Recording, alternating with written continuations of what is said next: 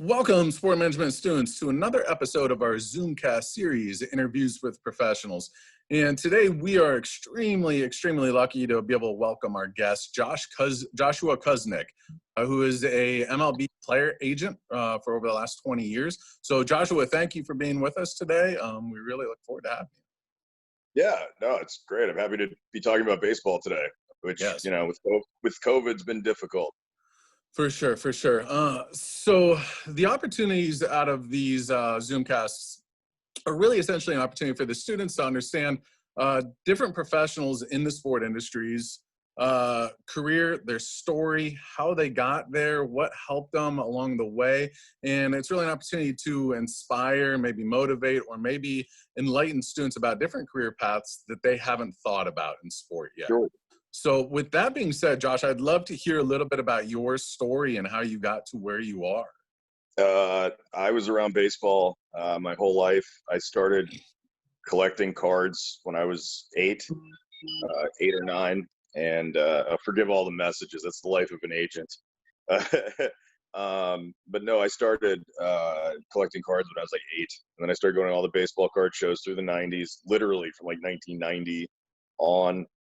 When I was 8, I got picked to be bat boy for the Orioles in spring training, so I got to be around the ball club then at a young age, and then I got to do it again when I was 14 for like one game, not for like the whole spring.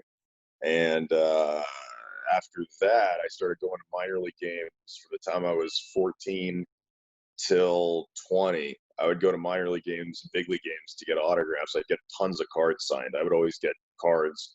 And I would buy game-used equipment from the minor league teams, which definitely can't do anymore. But like back then you could. It cost nothing. And I always just collected that stuff. And then at one of the games when I was 19, before I went to college, and I'll get to all that, I was at a minor league game in Jupiter at Roger Dean Stadium with my dad and my buddy. And I was getting Dontrelle Willis, Miguel Cabrera, and Josh Willingham's autographs, and some other guys who didn't make it ultimately.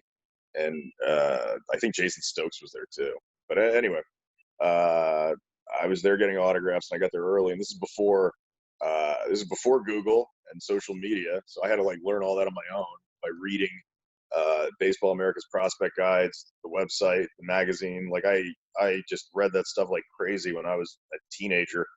And at the game, for a week earlier, I'd ordered cards of Dontrelle Willis, who had gotten traded from the Cubs to the Marlins in the Matt Clement trade before the World Series, obviously. And like nobody knew who Dontrelle Willis was, and Abel. I did, because I did my homework. And this scout with the White Sox approached me when I was getting autographs. He goes, "How do you know who that guy is?" And I told him what I just told you guys. And he gave me his card. We talked all game. We stayed in touch. And he goes, "When you go to school, if you want to work in baseball, just call me or talk to me."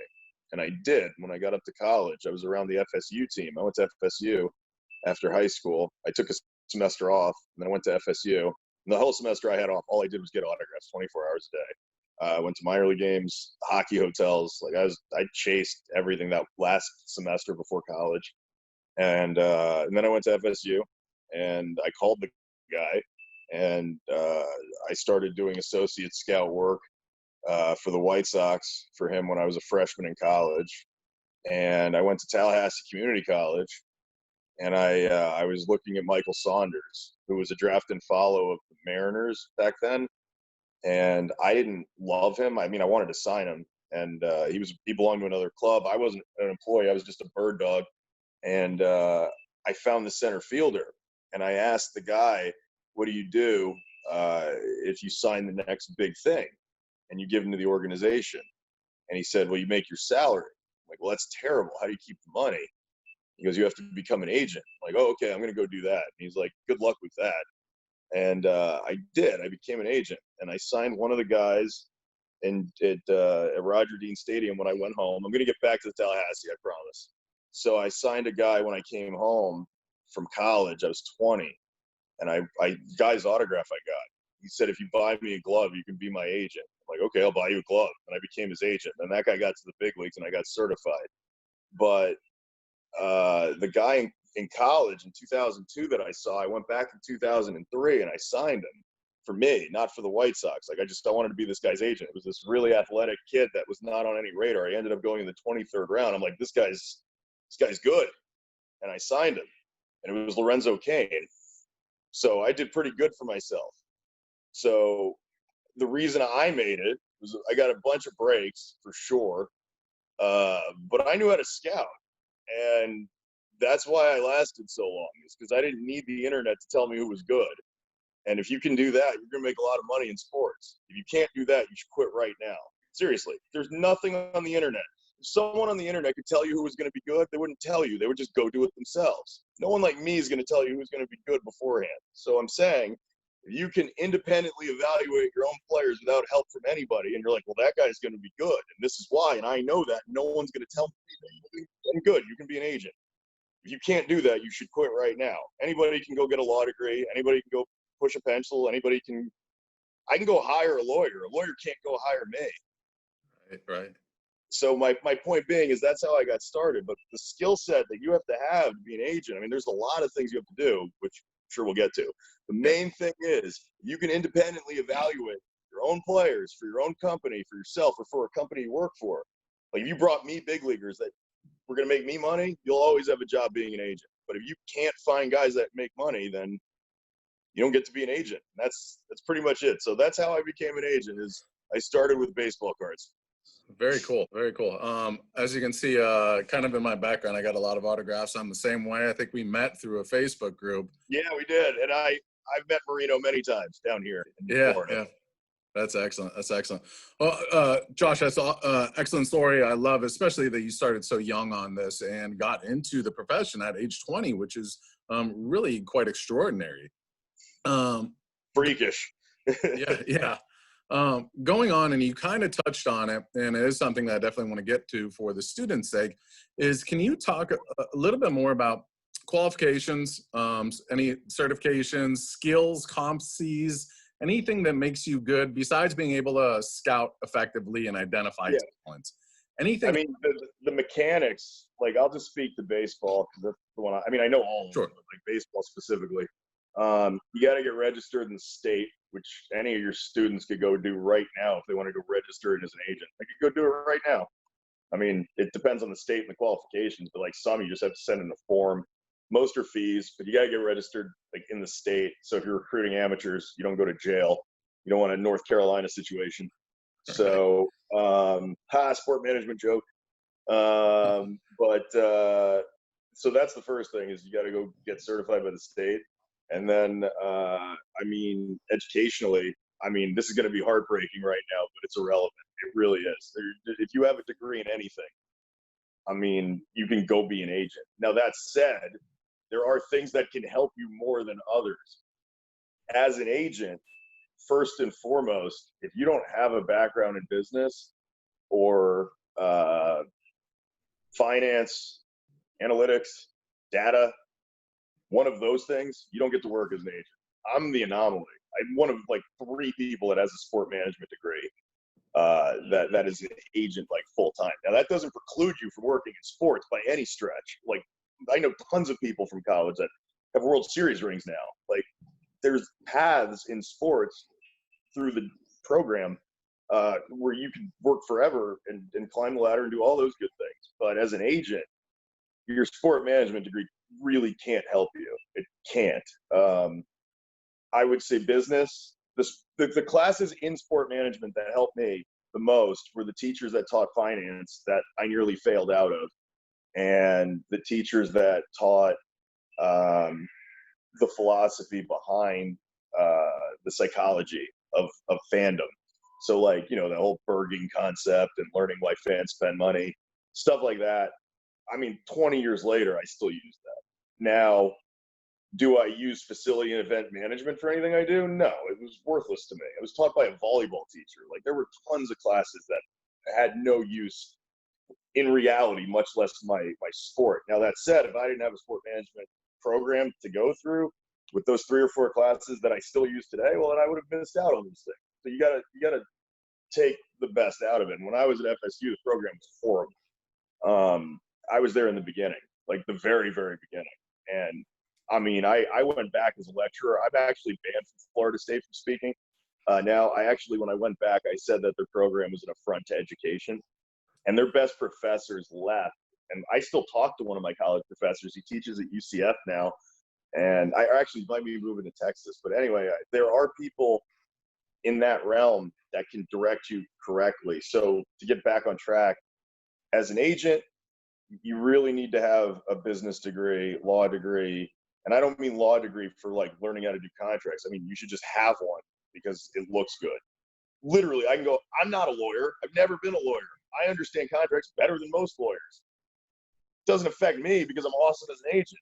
If I wasn't awesome as an agent, me not having a law degree would probably be a problem. But in baseball, segue on this, I get to hire Jay Reisinger. Jay Reisinger is one of the biggest, attorneys in all of baseball. He handles the artwork for Scott Boras and most of the PA guys. And me, Jay Reisinger is my lawyer. So what the hell did I need to go to law school for? I need to go hire Jay. Everyone's like, oh, you could just do it yourself. I'm like, why would I want to do that when Jay Reisinger exists already? So you got to, when you go into this being an agent educationally, you can't go into it thinking, I'm going to go do everything.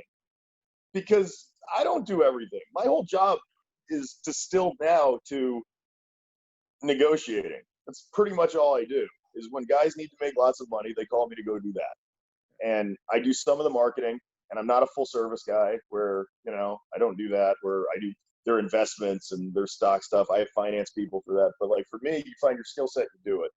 Going all the way back to the education thing though. In sport management, you could work for a team in their front office. You could work for sales. And I don't mean that as a negative. Like there's a whole, when you're working in baseball ops and you're getting your foot in the door, you could either work for the marketing side, which is ticket sales, commercials, community relations. I have a lot of friends that work in the industry that way.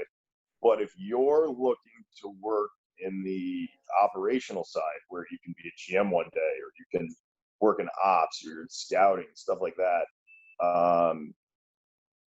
Baseball's trend right now is Ivy League. Is it going to be that way forever? Probably not. Is that the trend? Yeah. I don't love it, but the point I'm making, I'm not trying to discourage anybody.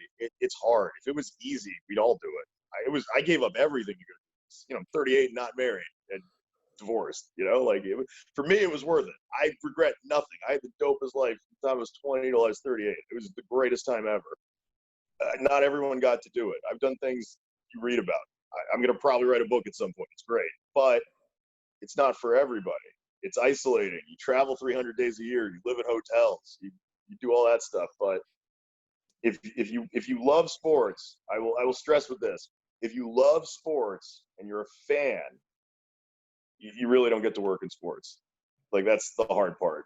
You can work for a club, and you have a ceiling. That's my point. If you're a fan and you work in sports, you have a ceiling because the teams, this is not me, I'm speaking for what I see, they see you as replaceable. Because if you get to that certain point where you price yourself out, they just go get the next group of college kids to go be fans and sell tickets for minimum wage, and the whole burging thing comes into effect, and ta-da. And that's the one thing I hope everyone realizes when they work in sports, is that it's a business and they don't care about you. And it's a tough thing when you're a fan and you care, because I've been on both sides. And when you see that it's just the way it is, it's a jarring thing when you're young. For me now, I'm a player advocate who works with, the minor league. Oop, you're on mute. I've gone beyond a lot of the things that I used to do. But when you're young and you go into it, you're like, I'm going to change things and I'm going to do this. And you don't get to dictate anything. If you're willing to put up with it, though, here, I'll give everybody the inspirational message I tell the players. It doesn't matter where you're from.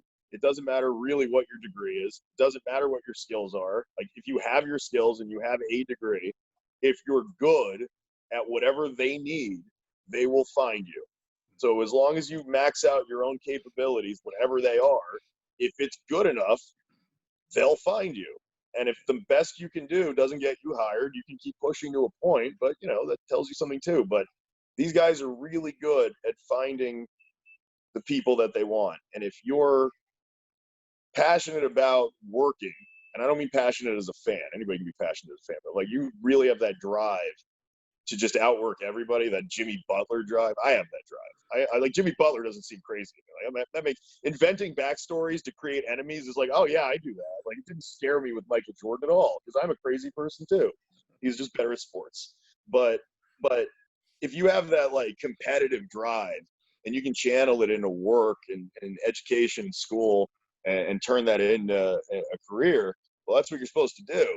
And if you just do it from the aspect, like I'm a fan and I think I could be a GM because fantasy football is going to be my career, well, that's not life. So, it's a hard thing and you give up a lot and you don't get everything in life and you don't set your hours, you don't get to set your money, you don't get to set the people you have, and you don't get to set your time. Like that's the one thing you give up is when you work in this field, ultimately, if you're an agent, if you're Ken Rosenthal, if you're Jeff Passan, if you're a fan, if you're a peanut vendor, like ultimately we all work for the owners. And if you just go into it eyes open, you can find your niche. If you just know what it is and you go into it and you're like, just attack the thing you want to go do. Like, I want to be an announcer. I want to work for this. I want to work in ops. Like, just go do that, man. Nothing stops you from doing that. So That's we'll good get to advice too. I appreciate that. And you kind of you touched on it a lot here. My next question. I'm sorry. No, you're good. You're good. I actually like the segues into each question now, and you're setting me up perfect. But you kind of got into it. I wanted to ask you about pros and cons in the life of being an agent, a sport agent. Sure. And you touched on a lot of the cons. Being away from family, really not having a lot of personal time, always on the clock, things like that. But it's also we see it, I guess, in Hollywood, and we see it on ESPN and then Bleacher Report and things like that. It's a glorious life. No, it is. It 100% is. Can you take us through some of the pros of being a sport agent? Well, my pros would not necessarily be the pros of everybody, but like I've done cool things. I mean, I've got like every episode of Ballers, like I watched, I'm like, oh, okay, like I've done that. Or, like Entourage, I've done that too. So like, I was always like Hunter S. Thompson's one of my heroes in life. I don't recommend that for everyone. Like if I always tell people like I'm an amalgamation, my personality of like Nietzsche, Kurt Cobain, and Hunter S. Thompson. So like, good luck. But Hunter S. Thompson was like my hero in literature all the way back to like college. And he was like the gonzo journalist where he would interject himself into like stories where he did the Hells Angels and Fear and Loathing in Las Vegas, which I'm sure a bunch of your students have posters of that. They don't even know what it is because I'm an old now. But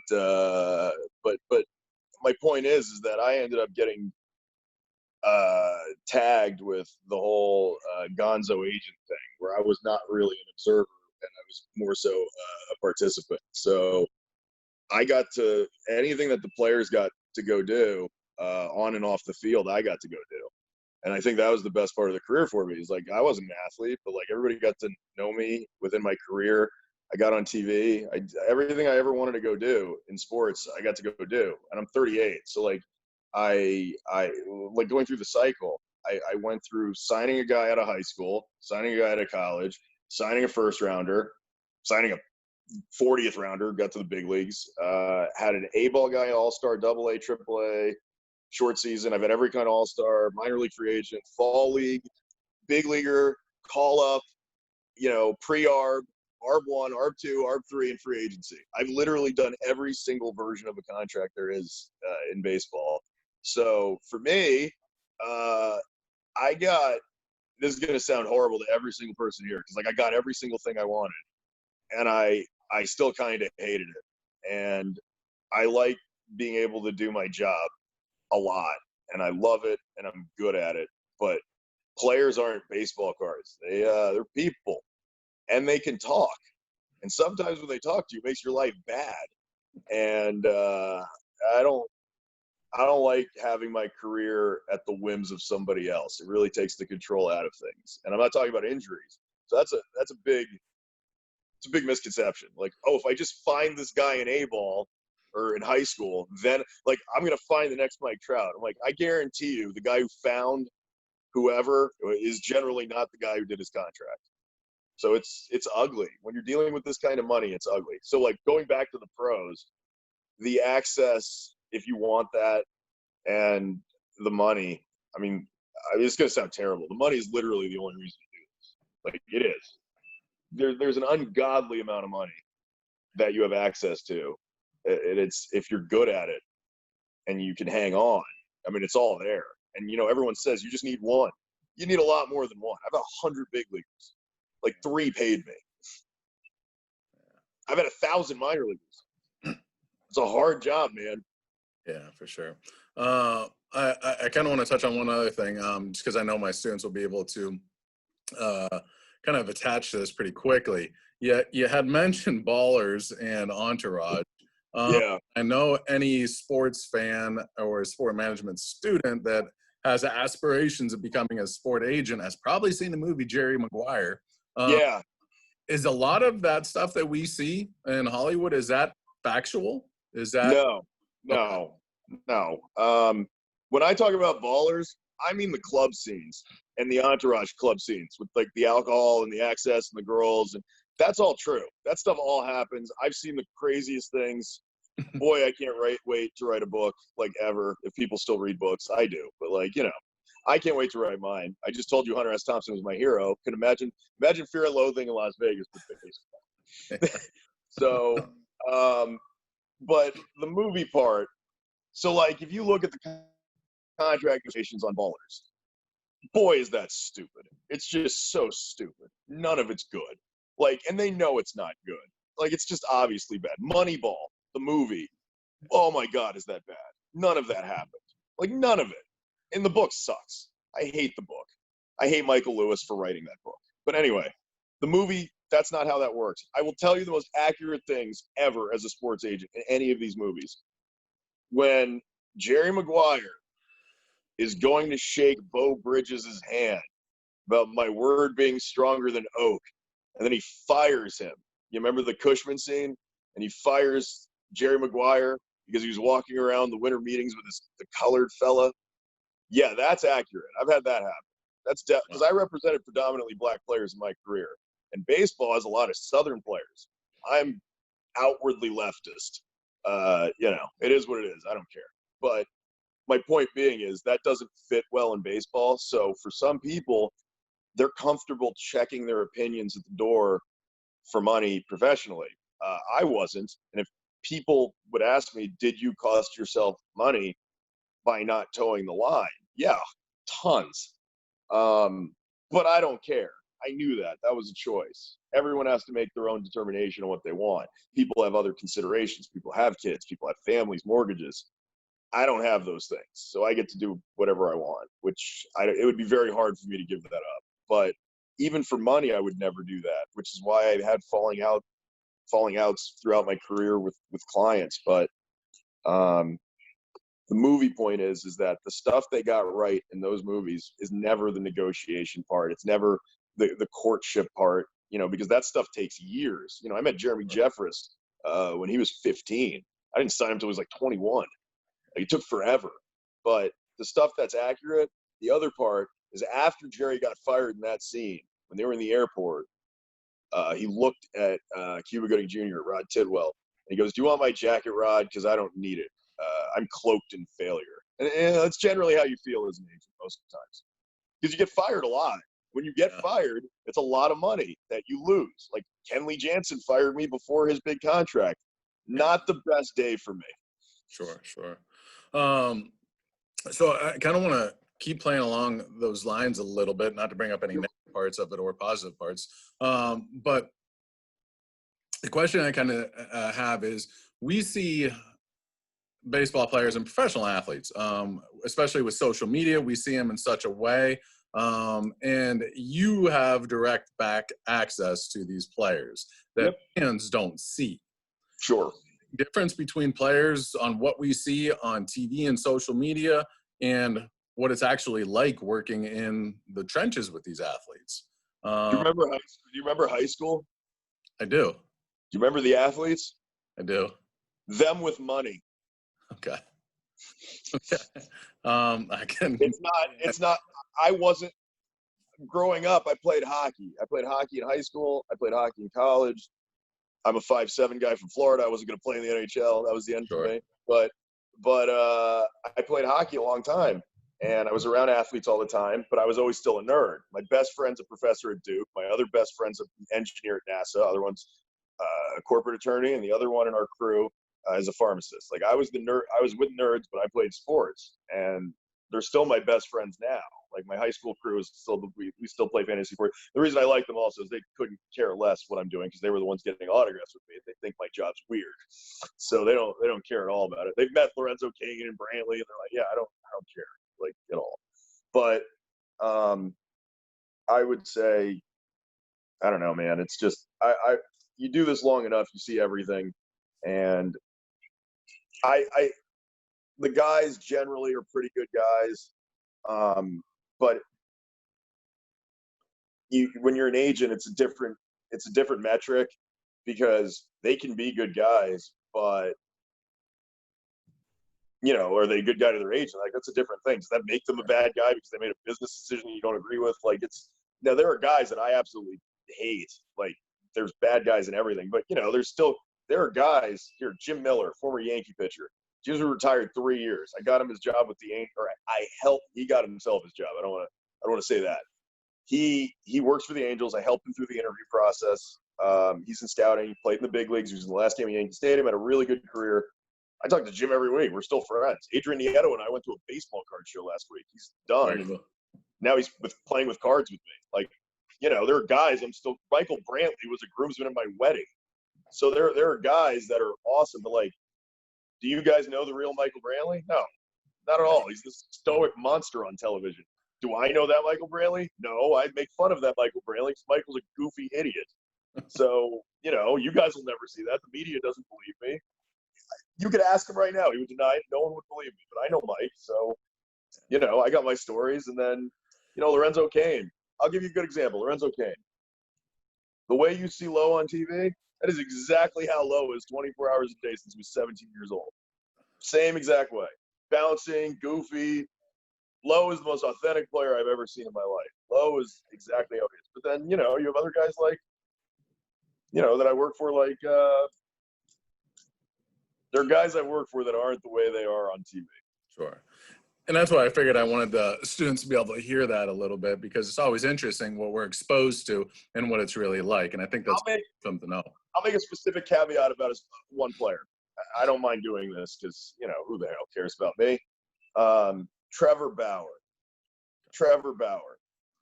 Do I agree with most of what that man tweets? Yes, 100%. Do I like Trevor Bauer, the brand, with his agent, Rachel Luba? I don't know why I finger quotation that. She is an agent. I don't want to take away from that. Do I hate what they do on Twitter and social media? Yes. Do they care? No. But why do I hate it with all of my experience with what they're doing? Because they are utilizing things that I care about, like labor, as talking points for clicks. He is a shameless self-promoter. He does not care about anyone but himself. He doesn't care about the health of the game. He doesn't care about other players. I would highly doubt he cares about his teammates. And, he's a mercenary. That's great. Don't act like he's the ambassador of baseball. Watching what Rachel Luba do, the agent, posting about endorsement deals she's getting for herself as an agent. I got criticized for years being a shameless self-promoter, which I am. But, like, to do that, what they're doing, it's like watching two children run around an industry and play agent. And if Bauer wasn't Bauer ability-wise, or if he ever slips the way like Matt Harvey did, you think that baseball is going to tolerate this? The thing I learned 18 years in, when I thought I knew everything over the years, when I was in my 20s, like everybody in their 20s knows everything. I knew more than Scott Boras. I don't know if you guys heard. So, but the thing I learned is, and they're going to learn it too, I promise you, Trevor Bauer and his agent will learn this also. Baseball keeps you as long as they can get something out of you. As soon as they can't get anything out of you, you're gone. And then they don't listen to you anymore. Imagine those opinions that he has if he was throwing 88. You got to be careful. It's an easy way up. It's a very long way back down. And that's why, even though I've burned bridges, I've been conscious of most of them. I'm fine with them being burned. But you go out of your way generally not to do that. So personality-wise, it's very easy to construct a personality through social media that is inauthentic. You can have people like me. I'm the same way 24 hours a day because I'm, again, a crazy person. But when you have a guy like Bauer, it's a very constructed image. You just have to think back a year ago when he was trying to organize bullying campaigns against people that disagreed with him on Twitter. And it's like, oh, it's the same guy. What a surprise. So Yeah, it's very easy to manipulate the public and media. I'm just saying. for sure, for sure. Once again, you kind of segued me into another piece. Yes, I know. I've done this. Fantastic. This is easy. Um, They should all be this easy. yeah, but you mentioned earlier health of baseball and health of the game, and you are a very big advocate for the players. Yes. We're in a very difficult time in MLB and all of sports, professional sports, where we've lost some fans, but at the same time, we've become innovative in creating some new things out of this because of COVID and the situation right now. But where do you see baseball in 20 years? Where do you see, with the challenges that we're facing, the challenges that are helping us and hurting us, where do you see baseball or just professional sport in general in 20 years from now?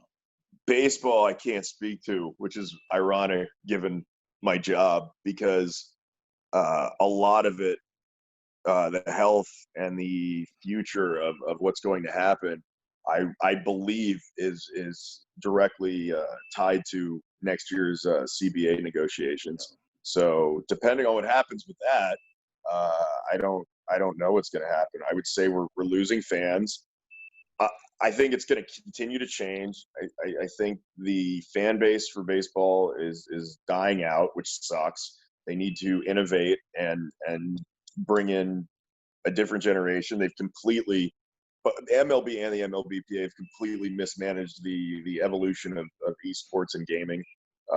They've botched it completely. I own an esports company. I don't know if you knew that. I didn't know. I segued to esports. It's like I'm still a certified agent, 100% players, contracts, all that stuff. But I bought an esports. I founded an esports company last year, not for representation, like a platform. But my point is that baseball could have implemented my platform without me, and didn't. And I don't understand anything. They don't. There's a good door for your students here. There's a generational divide in the various league PAs outside the NBA. NBA knows what they're doing. Good luck to you breaking into the NBA. They're fine without us.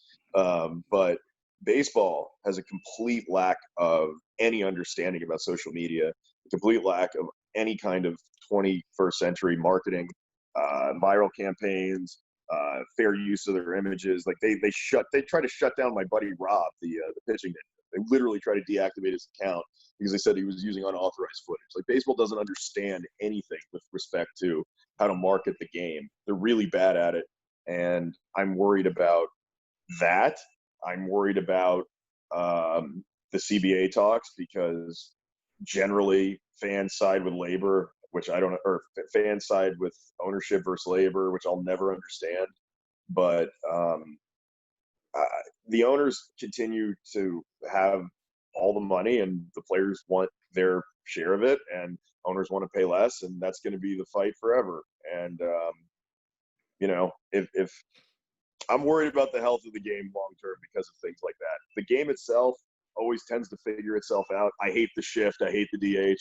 Whatever. Those things come and go.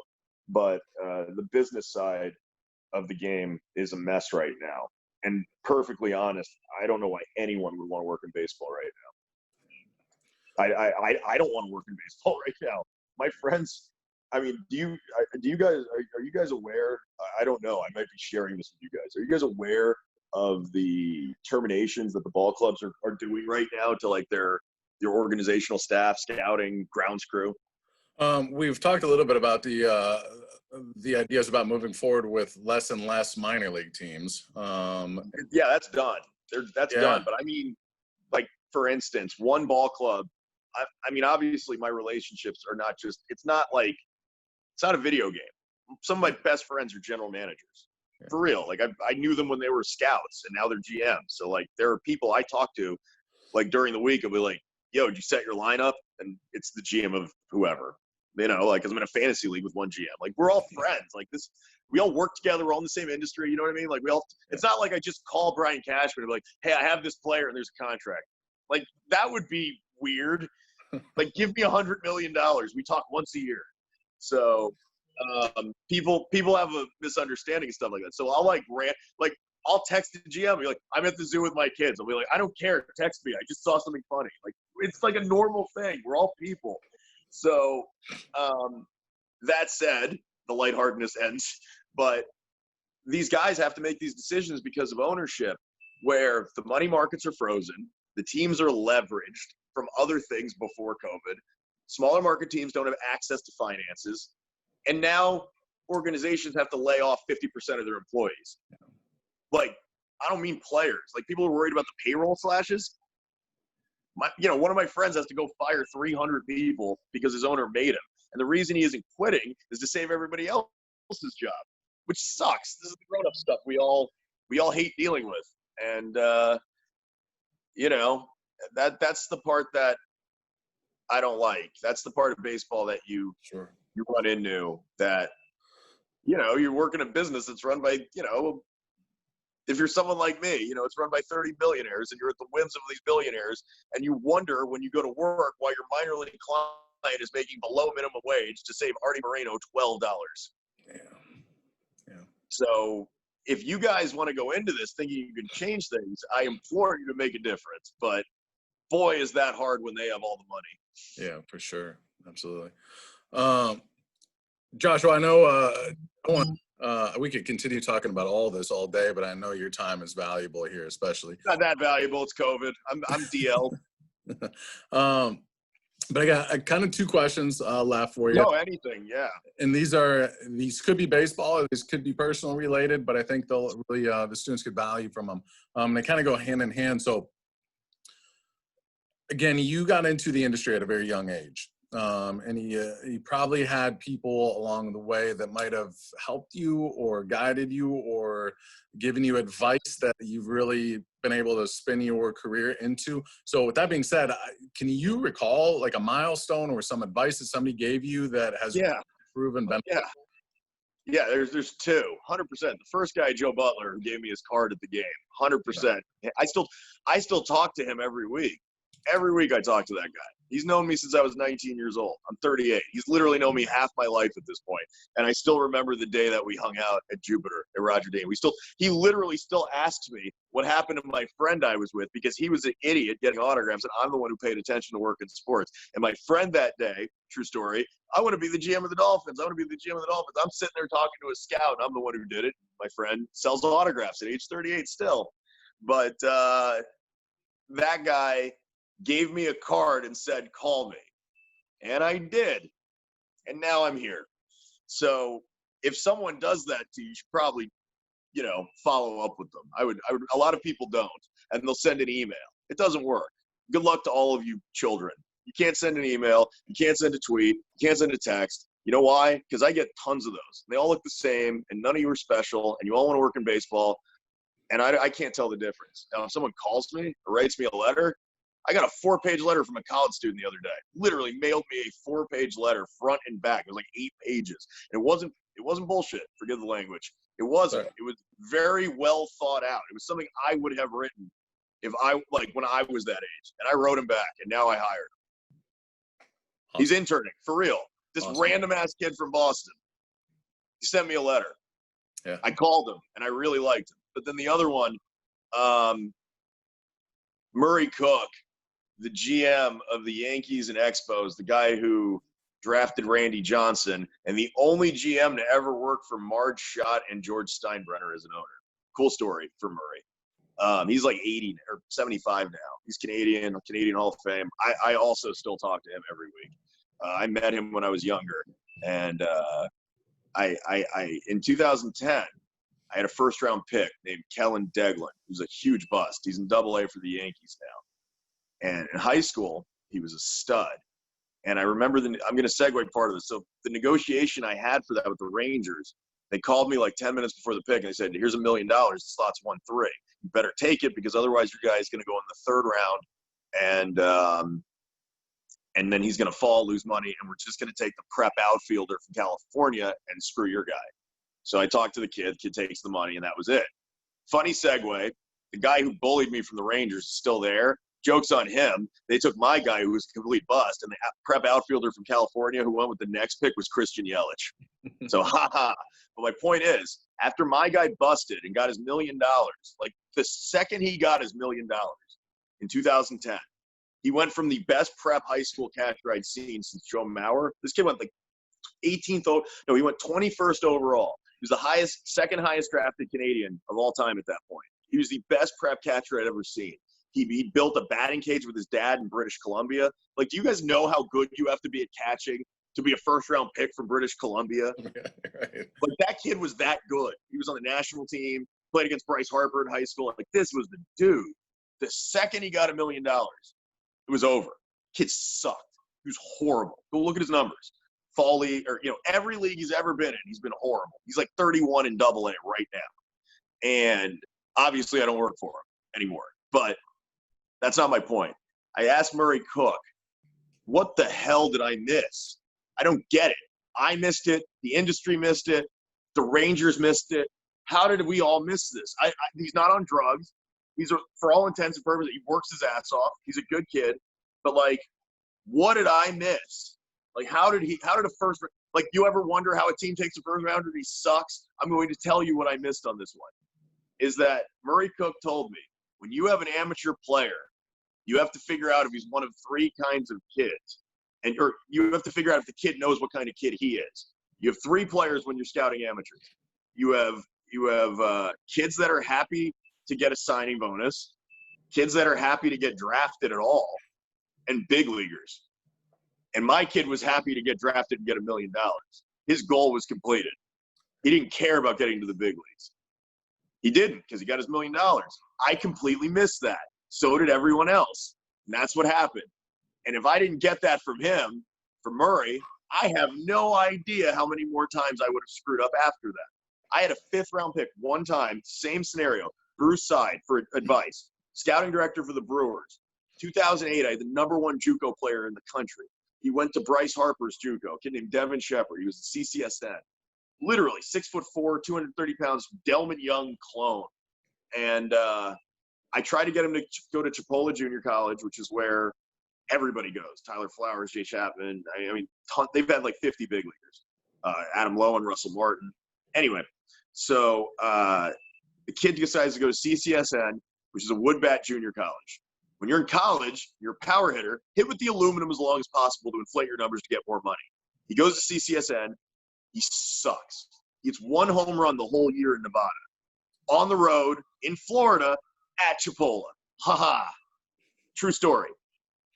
After he gets drafted in the 5th round by the Twins, at that point, he'd already been drafted in the 5th round for the Twins. He turned out $250,000, went to JUCO, sucked, fires me, gets taken to the 14th round by the Cardinals, signs for $90,000, and completely washes out of baseball within 2 years with a drug problem, and ended up actually on a season of Big Brother. True story. Oh, wow. I know, right? That took a turn at the end. But my point is, I asked Bruce Side, what did I miss? And he goes, let me ask you something about the kid. Does he talk to you about the draft? I said, yeah, he asks me every day about the draft. Does he ask you about, like, the signing bonus? I said, yeah, all the time. He's like, okay, that's normal. Does he ask me about anything else? I'm like, yeah, actually. He asked me about a Nike deal. He's like, yeah, that kid's going to suck. Kid asked me about a Nike deal before the draft. Like, before his first game of his junior year, or sophomore year, he asked me about, what can you do when I get drafted to get me a Nike deal? Kid sucks. Anybody who asks that question is terrible unless you're Bryce Harper. Right. So the best advice I ever got was from 3 scouts that taught me how to scout. Because you can't learn that stuff in a book. Yeah. But you got to scout. I can't stress this enough. If you want to work in baseball, on ops, agent, front office, player development, GM, announcer, learn how to scout on your own. It's hard. Yeah, that's awesome advice, because we do have a lot of baseball players for management programs, so I'm sure a lot of them will be happy to hear that. and kind of reinforce that idea for them. I want to go back real quick. Yeah, please. Just because this was something important that you mentioned and that we talk quite a bit about in class. And we actually, our last Zoomcast guest had mentioned this. And you spoke about the college student that sent you an 8-page letter. He's an intern for you. Yes. And we talked, our last Zoomcast guest talked about making your own luck. And that's essentially what that student was doing. Taking initiative, and taking a responsibility for their own career, which is such a important aspect that you can't be successful unless you do that. Well, that's really good advice by you. That's a good way to put it. Like, for real, I've had trouble articulating that because I'm not Forrest Gump. I didn't like luck into everything. You know, I just was driven. And I mean, I'm not sitting here telling you everything bad. I know some of it was bad, but like, I mean, I can't tell you how many times I screwed up. Thousands. You know how many guys I signed that were terrible? You know how many guys that didn't hire me? I'll tell one of those stories when we're done. But what you said, people had correct initiative, like direction in their initiative, where you don't just send out a bunch of form letters. Or you don't just, you know, the worst question I get from anyone in your class, which not specifically your class, but in that age group, how do you become an agent? Like, please don't send me that. I don't know. I can only tell you what I did. And if any of your students tried to do what I did, they would fail or end up in jail. Like, I got lucky. Don't do it my way. It's like they got to find their own way to go be an agent. Yeah. Absolutely. And I think that's something that's very unique, is being able to hear other people's paths and be able to go out and make your own. Again, nobody's going to do it for you. It comes down to you. So I'm hoping that's going to be a big theme that you students in this class get from this. Where are you guys geographically? Where are you guys? Western New York. You're in New York. So listen, the guys that, this is the best advice you'll get out of me, for real. I'm glad we saved it to the end. God bless anyone who stayed this long. The winter meetings after COVID, whenever that comes back, they have a job fair and kids sign up for it months in advance. They show up and they show the industry, like, we want to work here. That's just the first step, though. You know, when the kids go to the job fair to meet the teams, to go to their interviews, to do whatever, the kids that go there and just do that, those kids don't work in baseball. The kids that go there and stay in the lobby till 4:30 in the morning with me, those guys work in baseball. I'll give you one more.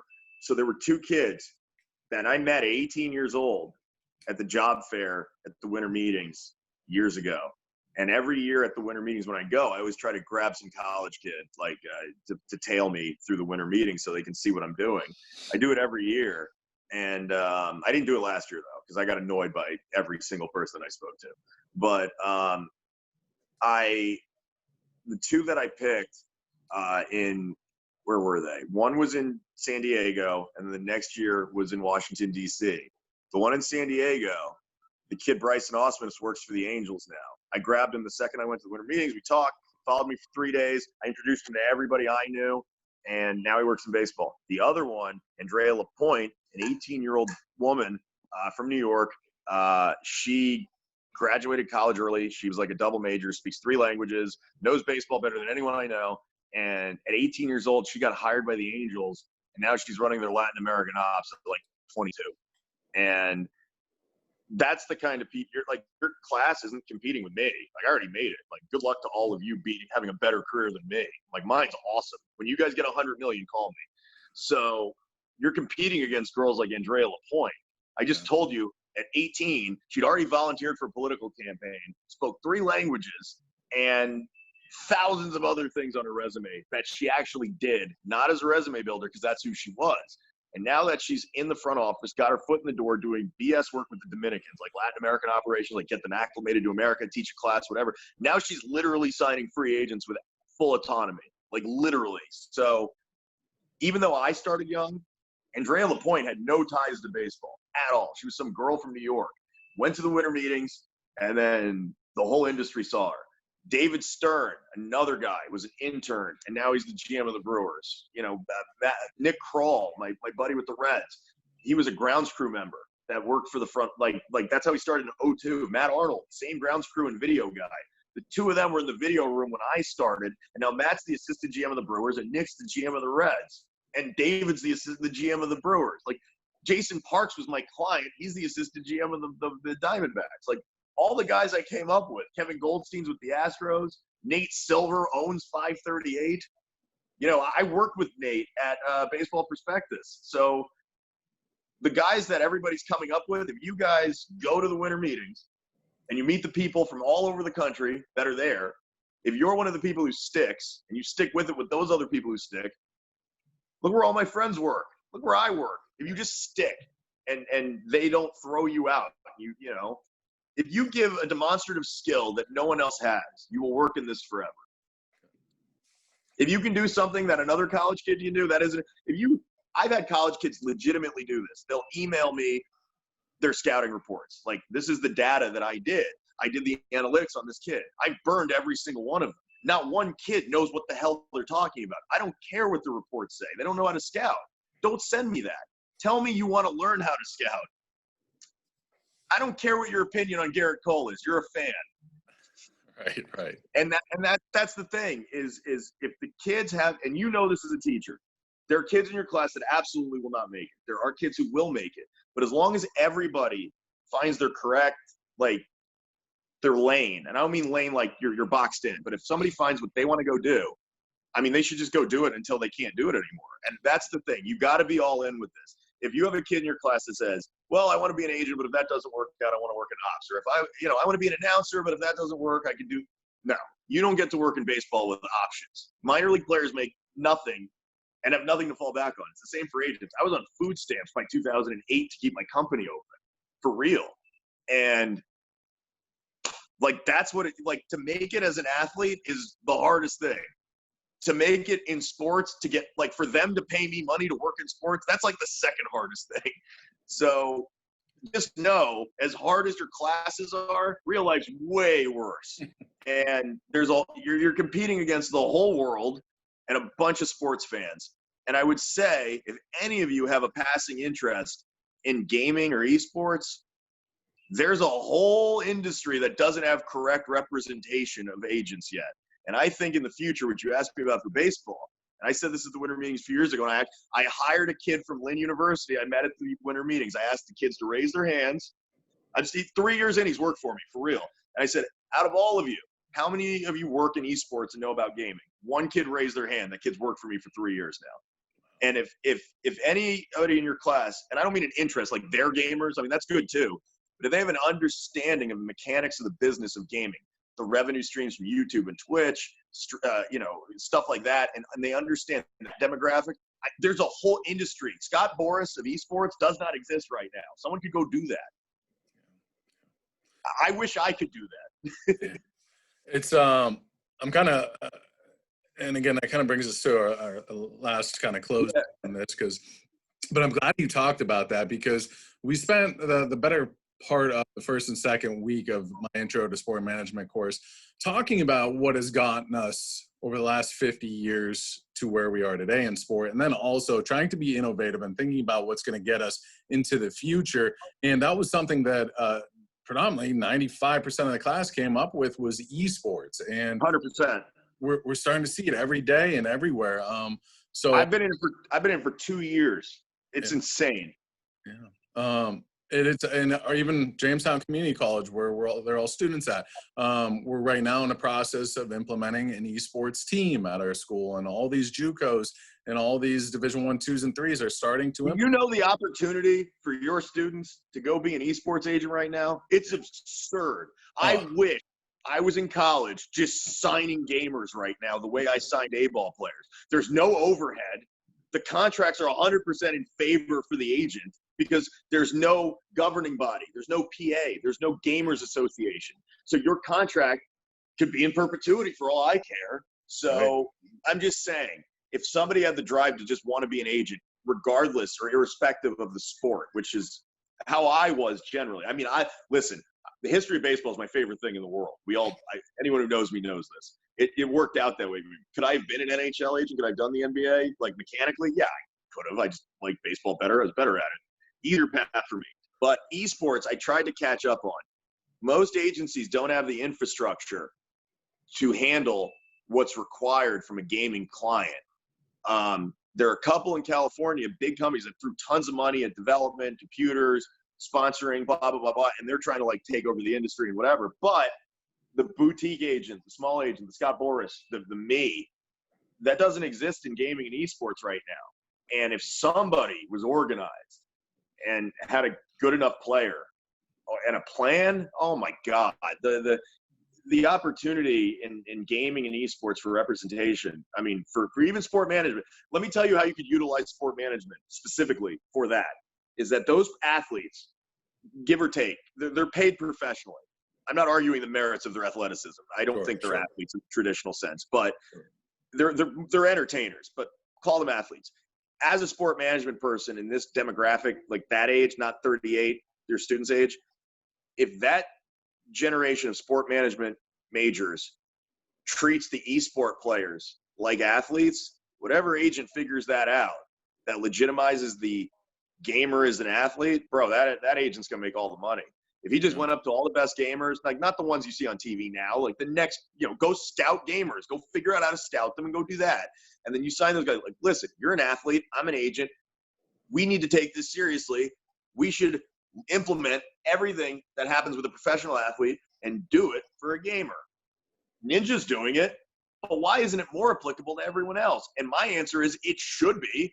Right. It's because no one's done it. And I would implore the students, one thing I've learned in my 38 years, just because you know something, it doesn't mean everybody knows something.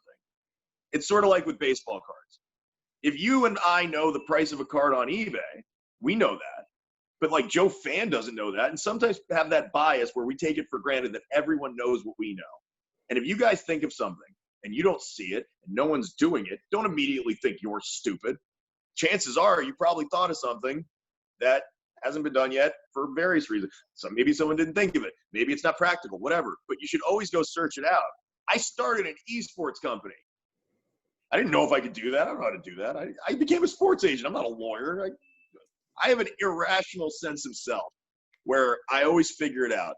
And the teams I put together with people I work with are generally, they're not qualified. Like, he's the CFO. He's this, she's this, she's that. My vice president's a woman, used to be Kobe Bryant's acquisition manager at Panini, Samantha Newman. She has no experience in esports. I have no experience in esports.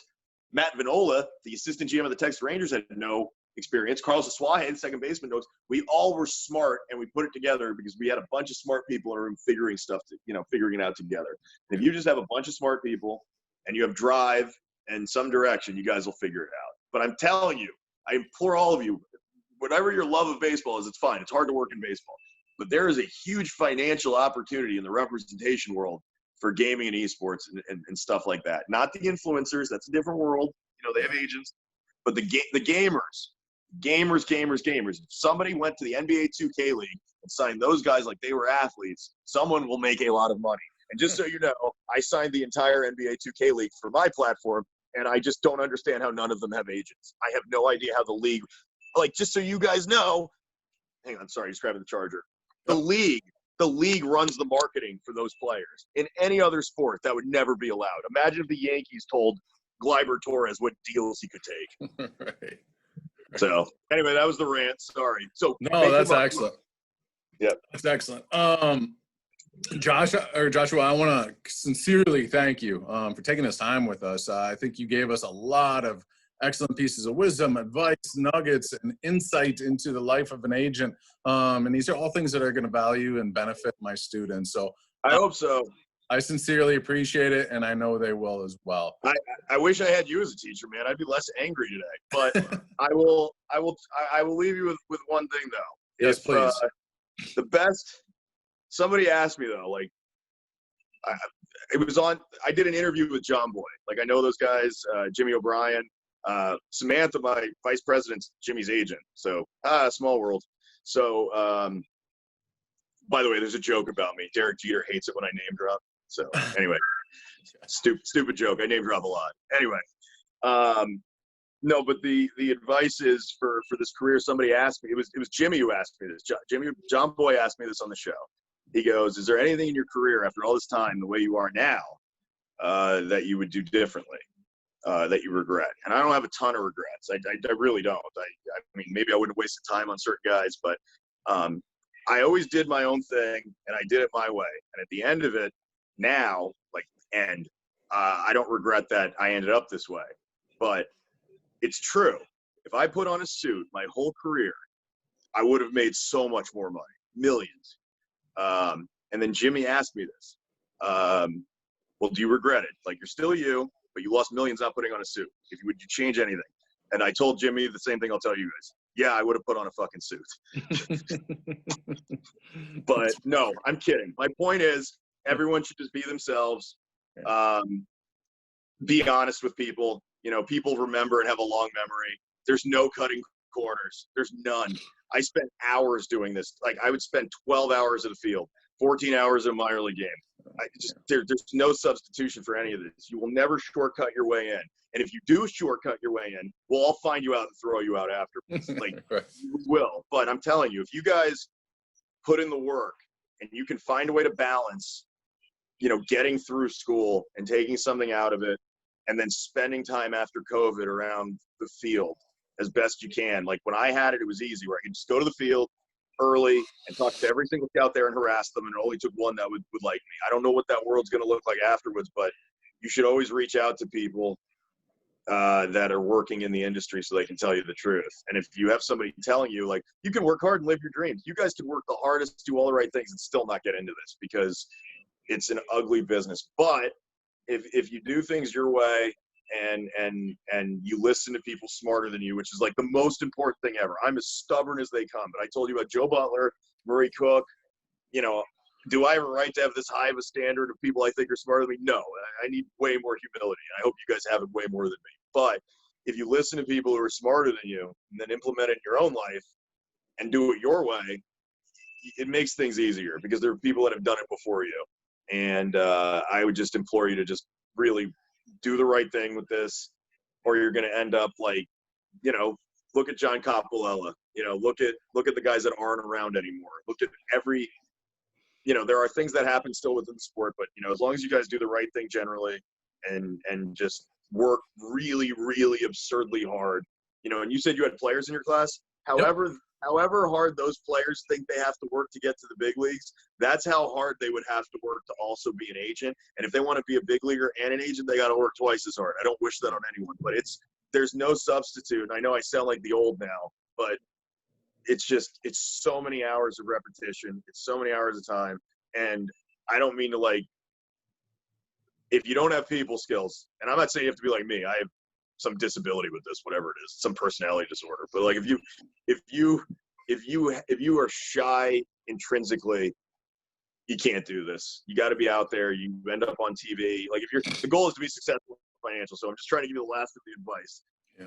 You really just got to put yourself out there as you are, whatever it may be, and just be that, because players always smell BS when you're not yourself. Like, if I went this way and I put a suit on, I'm like, hey, we should do this and we should do, and I went full suit, which I'm capable of. The players know. And the last point is that my biggest regret in my career is that I ever tried to put on the suit. So I think everybody should always really legitimately just try to do it their way, listen to the people smarter than them, and just really be honest, hardworking, don't cut corners. And this is the deal. This is the deal why I did this. I almost forgot this. The deal is, you would ask me, why would I do something like this randomly? The deal I made with Joe Butler when I started was, if I ever made it, I had to do for someone else what he did for me. That was the deal. I did it for Andrea. I did it for Bryson. I'm doing it for your class. I will do it forever. And if any of your students make it and don't do it, I will find out and kick them out personally. So if any of them make it, big leagues or, agent, baseball ops, they got to come back to school and do these Zoom chats and tell the next people what it's really like. Otherwise, the whole thing falls apart. So that's the trade. I come and do these things, so if someone makes it, they can tell me about it later, and then they tell me about who they found. And that's how this whole thing works. And I'll tell you what, I hope I do a good enough job where I can have some students be in that situation where they have to give back like you did. I'm gonna pressure your students. If yes. They don't make it, it's their fault, not yours. Perfect. I appreciate that. And again, Joshua, the authenticity, the honesty, everything that you gave us today. I really appreciate it. I know that you find a lot about it. Anytime when you feel like, you know, COVID and you're bored and you need to like waste an hour and a half, just call me. Perfect. Thanks once again.